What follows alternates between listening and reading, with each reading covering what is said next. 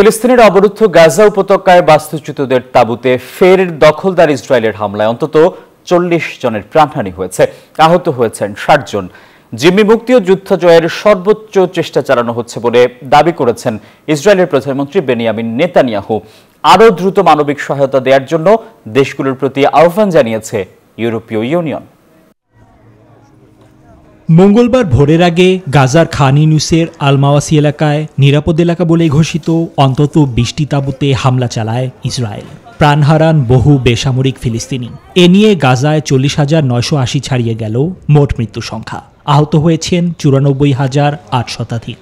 শব্দের আরেক নাম, একদম ইউনিক স্ট্রাকচারাল ডিজাইনের কসমিক ডোম, থেকে ৫০ বছরেরও বেশি। কসমিক ডোম।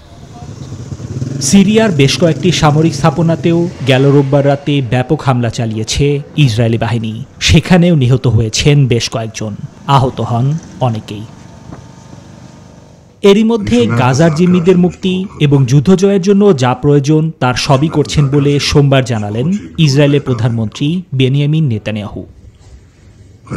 এদিকে গাজায় আরও বেশি ও দ্রুত মানবিক সহায়তা দেওয়ার জন্য দেশগুলির প্রতি আহ্বান জানিয়েছেন ইউরোপীয় ইউনিয়নের পররাষ্ট্র বিষয়ক প্রধান জোসেপ বোরেল। অবরুদ্ধ উপত্যকাটিতে ২২ লাখ ফিলিস্তিনি তীব্র খাদ্য সংকটে রয়েছেন এবং তাদের জরুরি খাদ্য সহায়তা প্রয়োজন বলে জানিয়েছে জাতিসংঘের বিশ্ব খাদ্য সংস্থা। নিবির আমিন, নিউজ 24।